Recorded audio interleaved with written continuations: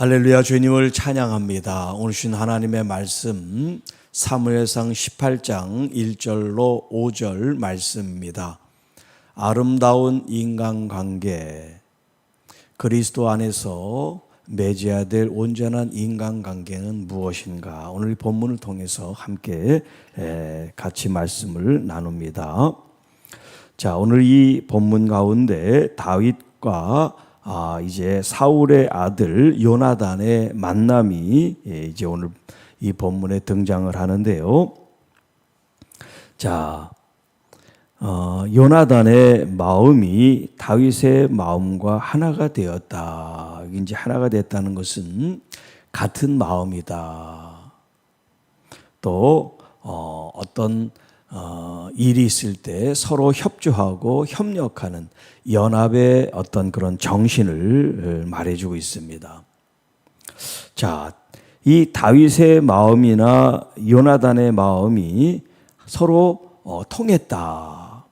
하나같이 통하고 또 마음이 이제 발전돼서 요나단이 그를 자기 생명같이 사랑하게 되었다. 자, 우리가 이게 마음이 통한다는 게 얼마나 중요한지 몰라요. 마음이 통한다. 자, 이 마음이 통함으로 요나단이 그를 자기 생명같이 사랑하게 되었다. 자, 이 부분은 또 이제 언급이 되니까 또 말씀을 드리도록 하겠습니다. 자, 그 날에 사울 왕이죠. 사울은 다윗을 머무르게 하고, 그러니까 왕 곁에 이 다윗을 두게 된 거예요. 사실 그 전에도 사울 왕이 악신에 의해서 정신이 이제 온전치 못할 때 다윗이 악기를 통해서 그 악령을 쫓는 일이 있었죠. 자, 이 사울이 다윗을 이제 골리앗을 죽인 이후부터 다윗을 이제 자기 가까이에 두고 자기의 사람처럼 이제 생각하게 되는 그런 대목입니다. 그래서 자기 아버지 집으로 돌아가지 않게 하고 자기 가까이에 두게 됩니다. 그리고 5절에 보면 사울이 이 다윗을 등용을 합니다. 그 전에는 자기 병기를 맡은 자, 호위무사 정도로 생각했는데 이제 이 다윗을 자신을 대신해서 돌아볼 그런 일이 있을 때 다윗을 통해서 이제 행정이나 또 여러 가지 군사적인 면에 도움을 받는 모습이 있어요. 그래서 다윗은 사울이 보내는 곳마다 가서 지혜롭게 행하매. 만약에 보냈는데 제대로 일을 하지 못하고 또 다윗이 한 일이 좋지 않은 어떤 그런 결과를 가졌다면 사울이 계속해서 그를 사용할 수가 없었겠죠. 그런데 가는 곳마다 시키는 일마다 일을 잘 해낸단 말이에요. 그것도 지혜롭게. 그러니까 사울 마음에도 들고 또 그 일을 직접 경험하는 백성들도 이제 다윗을 경험하면서 그가 하는 그 일에 대해서 마땅히 여겼다. 여기 보면 사울이 그를 군대의 장으로 삼았다 그랬는데 뭐 군사령관이라고 어느 이제 성경에는 번역이 되어 있는데 사실 군사령관은 아브넬이라는 사람이 계속해서 있었기 때문에 여기서는 군대 사령관보다는 어떤 지휘관, 군대도 지휘관들이 많으니까요.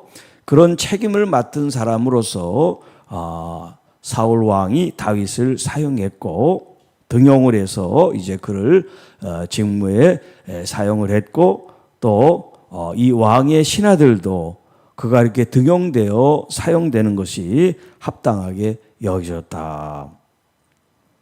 자, 여기 3절에 보면 요나단은 다윗을 자기 생명같이 사랑하여 더불어 언약을 맺었다 하는 말이 있어요.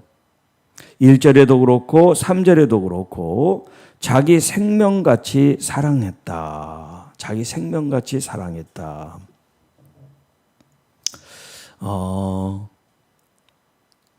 가장 가까운 무촌, 부부, 또 자녀, 그리고 뭐 부모, 형제, 그리고 친척, 이렇게 혈연 관계로 맺은 관계 외에 뭐 학연도 있고 지연도 있고 또 여러 가지 어떤 관계를 통해서 가까이 지내는 지인들, 친구들, 뭐 이런 관계들이 있겠죠.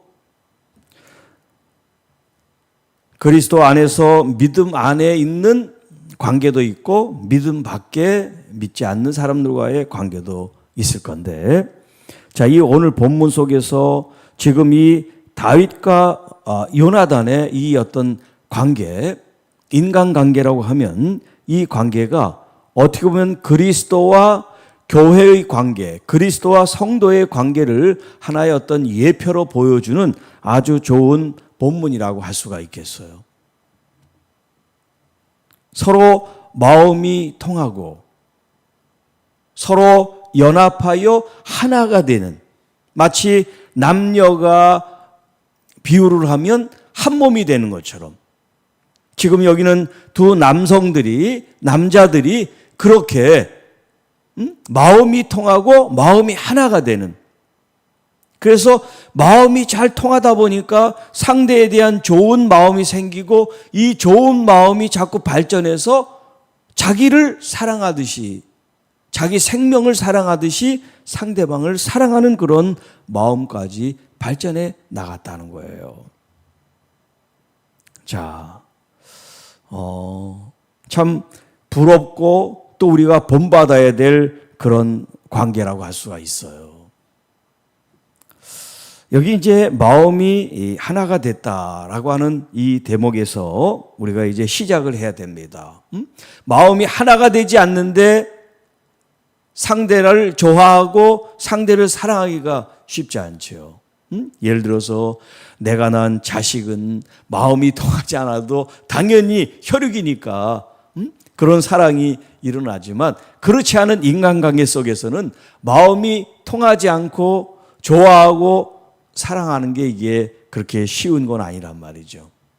자, 그러면 어떻게 마음이 통해야 될까요? 물론 생각이 같고 취미가 같고 뭐 여러 가지 우리가 갖고 있는 어떤 생각들이나 어떤 그 관점이나 이런 것들이 정말 일치할 수도 있어서 마음이 통할 수 있지만, 우리가 인간관계를 지면서 모든 사람들이 나랑 다 흡사하고 똑같아서 마음이 통할 수는 없어요. 서로 마음이 다르고 생각과 관점이 다르지만 서로 마음이 하나가 되게 하는 게 더 중요한 거죠. 왜냐하면 사람들마다 성향이 다르고 또 생각하는 관점이 다르기 때문에 마음이 통하는 게 그렇게 쉬운 일이 아니란 말이에요. 그렇다고 해서 마음이 통하지 않으니까 서로를 등을 돌리고 서로 외면할 수는 없단 말이에요. 주님께서 우리에게 서로 사랑하라는 명령을 새 계명으로 주신 것처럼 교회 안에서 또 우리가 일상생활 속에서 만나는 어떤 불신자들 안에서도 우리가 인간관계를 잘 맺는 건 우리 그리스도인들이 마땅히 해야 될 덕목이란 말이에요. 자, 그렇기 때문에 마음이 통하지 않고 관점이 다르지만 우리가 연합하고 하나가 되는 거, 이게 얼마나 중요한가 하는 거예요. 때때로 말 한마디로 관계가 깨어질 수가 있어요. 때때로 말 한마디로 관계가 더 결속이 될 수가 있어요. 이 말이라고 하는 것은 지난 주일날도 말씀드렸지만 우리 마음에 쌓여 있는 게 밖으로 표현된단 말이에요. 네. 그렇기 때문에 여러분, 참 말이라는 게 이게 하기는 쉬워도 이 말이 잘못 상대방에게 전달됐을 때 상대방이 받는 어떤 상처나 어떤 그 오해를 불러일으킬 수 있거나 여러 가지 요인들이 발생할 수 있단 말이죠. 그렇기 때문에 우리가 말을 이렇게 하기 전에 내 감정이 지금 좋은 감정인지 나쁜 감정인지 우리의 이 마음 상태, 감정을 내가 돌아보는 게 필요한 거예요. 꼭 지금 상대방이 아니더라도 어떤 상황 속에서 내 마음이 막 불불 끓어. 무슨 일을 하는데 도와주시는 사람도 없고 막 이러면 내 속에서 막 부글부글 끓는데 누가 옆에서 한마디 하면 그게 확 터져버리는 경우들이 너무나 많아요. 사실은 그 사람 때문이 아닌데, 이런 일들이 집에서도 있고요. 회사에서도 일어날 수 있고요. 사람들이 모인 이 공동체 안에 이런 일들이 비일비재해요. 그래서 그 말 한마디가 상대방에게 들려졌을 때 어떤 사람은 그냥 잘 넘기는 사람도 있지만 어떤 사람은 그 한마디를 듣고 교회를 떠나는 사람들이 이제까지 여러 사람이 우리 교회에 있었어요. 말 한마디 때문에.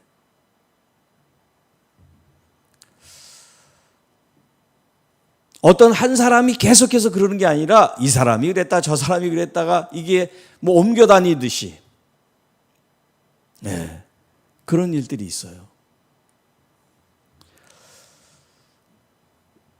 또 어떤 때는 그냥 쉬운 어떤 그런 그냥 편하게 친해지자고 한 이야기인데 상대방은 그걸 자존심을 건드리는 걸로 생각해서 그렇게 농담같이 말하는 사람을 아주 정색해서 싫어하는 그런 사람도 있어요. 네. 그래서 사과를 안 한다고 교회를 떠난 사람도 있고. 여러분 참 교회라는 이 여러 사람들이 모여 있는 이곳에 마음이 하나가 되고 연합이 되고 더 나아가 요나단이 자기 생명을 사랑한 것처럼 다윗을 사랑하는 정말 이런 관계까지 나가는 게 이게 말처럼 쉽지는 않아요. 그러나 여러분 우리가 이 모델 다윗과 요나단의 이 모델을 우리가 항상 마음속에 그리워하고 또 지향하고 기도해야 될 우리 그리스도 안에서의 온전한 인간관계를 위한 아주 중요한 덕목이라고 할 수가 있습니다. 왜냐하면 우리가 그런 것들을 우리가 계속해서 하나님 말씀으로 나의 마음을 다스리고 또 내 생각을 정리하고 내 말씨와 태도 이런 것들을 고치지 않으면 이게 다른 사람들에게 계속해서 비수가 되고 상처를 일으키는 요인이 된단 말이에요. 자, 그래서 여기 마음이라는 단어가 나와요. 요나단의 마음, 다윗의 마음. 여러분 내 마음이 누구의 마음과 같아야 될까요? 누구의 마음을 닮아야 될까요? 우리의 마음은 주님의 마음이 품어져야 돼요. 주님께서도 내 마음을 배워라 라고 말씀하셔요. 내 마음은 온유하고 겸손하다라고 말씀하세요. 온유하고 겸손하다. 나이와 상관없이 내가 가지고 있는 직분, 지위, 어떤 그런 거하고는 상관없이 그리스도 안에서 우리가 모든 사람들에 대해서 나보다 나이가 적든 뭐 신분이 낮든 그런 걸 다 떠나서 주님의 마음을 품을 수 있는 것. 주님, 내가 어떤 자리에서도 항상 주님의 마음을 품고 살아갈 수 있게 해 주십시오. 우리의 삶이 예배가 된다는 그런 표현을 제가 많이 쓰죠. 어디에서나 예배자라고 할 때 나는 내 눈에 보이는 사람보다 내 마음에 계신 주님을 더 먼저 생각하고 그리고 그 마음을 가지고 눈에 보이는 사람을 섬기는 거예요. 내게 마음이 들지 않은 행동을 하고 또 나에게 어떤 그런 실수하는 말을 하더라도 주님의 마음으로 그것을 수용하고 받아들이고 이해해 줄 수 있는 넓은 마음이 필요한 거예요. 넓은 마음. 누군가가 내 면전에서 싫은 소리를 해도 그걸 수용하고 받아들일 수 있는 마음. 그럴 때 마음과 마음이 하나가 되는 거예요. 그럴 때 우리의 마음에 사랑이 싹트게 되는 거예요. 아, 내가 이렇게 실수를 했는데도 상대방이 이렇게 잘 이해해주고 받아주니까 얼마나 좋은지 몰라. 이런 것들이 계속해서 쌓이면 나도 누군가 다른 사람에게 용서를 먼저 해주고 이해를 먼저 해주고 또 감싸주는 걸 먼저 해주고 너그러운 모습을 먼저 해주는 그런 마음들이 자꾸 내 속에서 이렇게 싹이 트고 열매를 맺게 되는 거죠. 처음부터 잘하는 사람은 없어요. 다윗과 요나단의 이 좋은 모습을 우리의 마음으로부터, 언어로부터, 생각으로부터, 관점으로부터 새롭게 배워나가는 우리 모두가 될 때 우리가 섬기는 교회가 더욱 아름다운 공동체가 되고 또 그 아름다운 열매를 통해서 하나님께 영광을 돌리게 될 줄로 믿습니다. 주 하나님 아버지 감사합니다. 주님 안에서 아름다운 인간관계를 통해서 우리 주님께 영광과 존귀를 돌리는 하나님의 귀한 자녀들이 되게 하옵소서.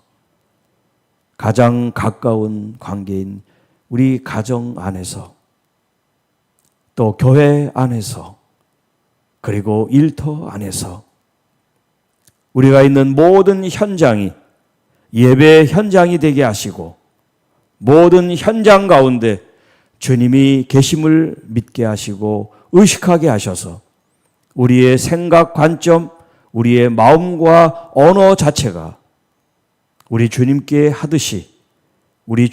하듯이 생각하고 말할 수 있는 성숙한 그리스도인들, 진실로 주님의 그 마음을 품고 말하고 생각하는 우리 모든 주의 자녀들이 되게 하옵소서. 그래서 말로 서로를 축복하고 말로 서로를 격려하고 말로 아름다운 열매를 맺어서 누군가에게 상처가 되지 않고 누군가에게 걸림돌이 되지 않는 우리 모두가 되게 하옵소서. 이 모든 말씀 우리를 구원해 주신 우리 구주 예수님의 이름으로 간절히 기도하옵나이다. 아멘.